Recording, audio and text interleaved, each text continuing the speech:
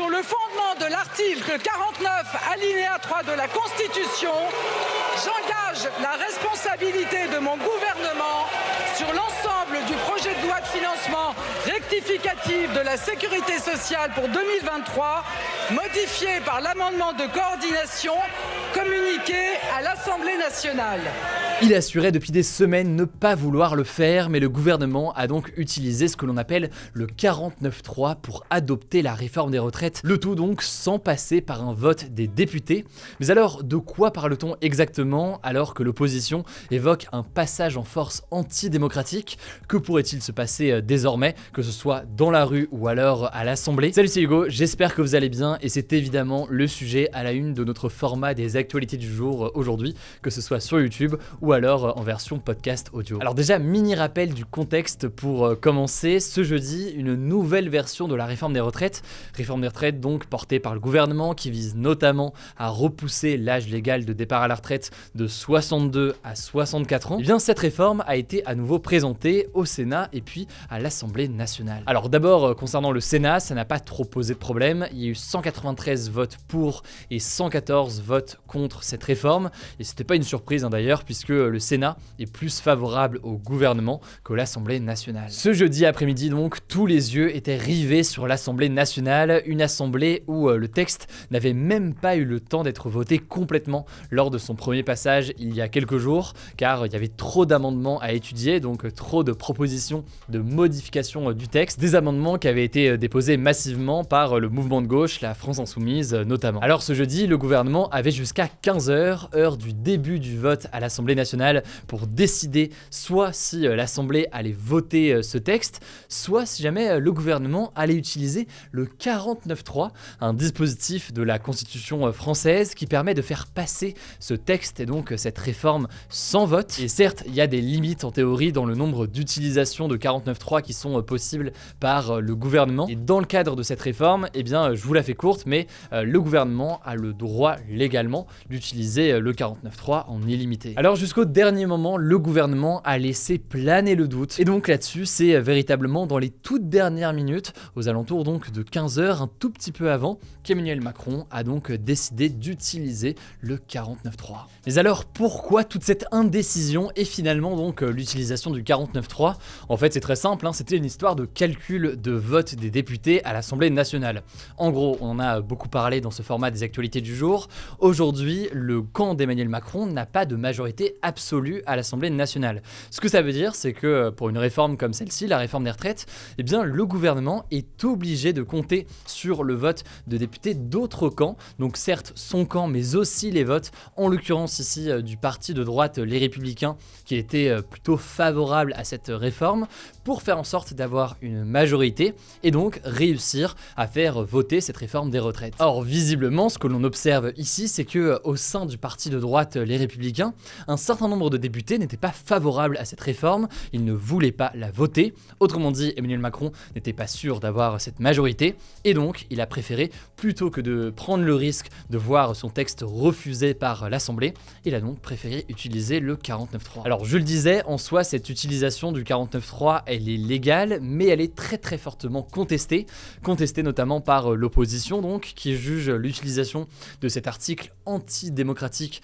dans le contexte actuel, dans un contexte où 64% des Français sont contre la réforme des retraites selon un sondage Ipsos datant de février, et dans un contexte aussi, on en a là aussi beaucoup parlé, où des manifestations sont très importantes dans la rue ces derniers jours. Alors toute la question maintenant, c'est de savoir qu'est-ce qui va se passer à partir de maintenant. Désormais en fait, à l'Assemblée nationale, le seul moyen d'empêcher l'adoption de la réforme des retraites, eh bien c'est le vote par l'Assemblée de ce que l'on appelle une motion de censure. L'adoption et donc le vote d'une motion de censure par les députés, eh bien ça conduirait à un retrait de la réforme des retraites, mais ça conduirait aussi à un renversement du gouvernement. Donc pas Emmanuel Macron en soi, qui lui va rester à l'Élysée, mais donc la première ministre Elisabeth Borne ainsi que ses ministres, qui seraient donc obligés de démissionner. Là-dessus, le Rassemblement national ou encore la NUPES, donc l'alliance de partis de gauche dont fait partie notamment la France Insoumise, ont annoncé qu'ils allaient déposer une motion de censure. Pour que cette motion de censure soit adoptée, il faut qu'il y y ait une majorité absolue qui vote pour, donc il faut au moins 287 voix lors d'un vote. Le vote devrait se tenir dans les prochains jours, visiblement ce sera lundi au moment où je tourne, et l'enjeu donc est de savoir dans quelle mesure est-ce qu'il y aura une majorité absolue pour cette motion de censure. Là-dessus, on a déjà des éléments de réponse puisque le président des Républicains, Éric Ciotti, a annoncé que le parti Les Républicains ne voterait aucune motion de censure. Autrement dit donc, ça amoindrit pas mal les possibilités que cette motion de censure soit votée. Cela dit, certains députés Les Républicains ont déjà annoncé qu'ils voteraient tout de même pour cette motion de censure. On verra donc ce qu'il en est dans les prochaines heures. Bref, vous l'avez compris, dans la situation actuelle, le gouvernement paraît très affaibli après cette utilisation du 49.3. Résultat, eh bien, les grèves et les manifestations pourraient s'intensifier dans les prochains jours. L'ensemble des syndicats, y compris d'ailleurs la CFDT, qui est pourtant historiquement un mouvement qui est davantage, disons, dans le dialogue avec le gouvernement, ont d'ores et déjà annoncé qu'il y aurait de nouvelles journées de mobilisation dans les prochains jours. Ce jeudi par ailleurs, des manifestations spontanées ont déjà eu lieu dans de nombreuses villes en France, notamment d'ailleurs à Paris devant l'Assemblée nationale, place de la Concorde. Tout cela pourrait donc se poursuivre dans les prochains jours, que ce soit en matière de grève ou de manifestation. Évidemment, on va continuer à suivre tout ça. Si jamais vous voulez d'ailleurs davantage d'informations en temps réel, vous pouvez me suivre et suivre le travail que je fais avec mon équipe, que ce soit sur Instagram ou alors sur TikTok. Vous êtes plus de 2 millions sur Instagram à être abonnés et près de 4 millions je crois sur TikTok. Donc je vous laisse choisir entre les deux, mais ça vous permet d'avoir l'actualité comme ça au fur et à mesure avec les grands éléments importants de la journée. Le nom du compte, c'est très simple, à chaque fois c'est Hugo Décrypte et je vous laisse tout de suite avec Paul pour les actualités en bref. Merci Hugo, salut tout le monde. Première actu en économie, la situation autour de la banque Crédit Suisse s'est améliorée et le risque d'une faillite s'est un peu éloigné. Ce mercredi, la valeur du Crédit Suisse en bourse avait chuté de près de 30% et ce jeudi matin, à l'ouverture des marchés, elle est remontée de 20%. Et ça grâce à l'annonce que Crédit Suisse allait emprunter l'équivalent de 50 milliards d'euros à la Banque Centrale Suisse. Et donc c'est ça qu'il faut retenir, les autorités suisses sont venues à la rescousse du Crédit Suisse, une banque qui connaît des problèmes de gestion depuis plusieurs années. Et ce sauvetage, c'est une preuve que les autorités ont eu peur d'une contagion des difficultés de Crédit Suisse à l'ensemble des marchés financiers européens. Dans le contexte aussi, on vous le disait hier, de la faillite ce week-end de la banque américaine SVB. Et dans ce contexte très agité, eh bien la Banque Centrale Européenne tient en ce moment des discussions très attendues sur le futur de sa politique monétaire. L'enjeu,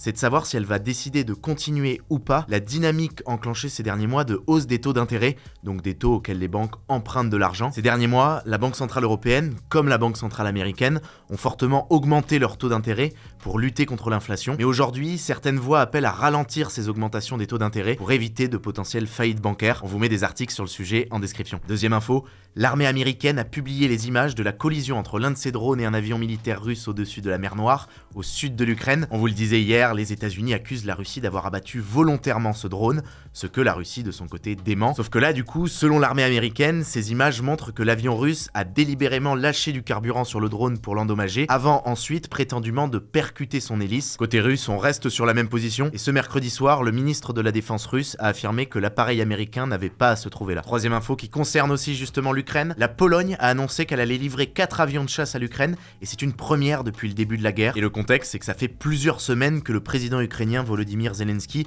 réclame à ses alliés occidentaux des avions. Après avoir obtenu des chars, il dit que son armée en a besoin pour faire face à la Russie. Quatrième info, à quelques heures d'une visite du président de la Corée du Sud au Japon, la Corée du Nord a tiré ce jeudi un missile intercontinental en direction de la mer du Japon. En fait, lors de ce sommet diplomatique Corée du Sud-Japon, qui est une première depuis 12 ans, les deux pays sont censés discuter d'un renforcement de leur coopération militaire avec les États-Unis pour faire face à la Corée du Nord.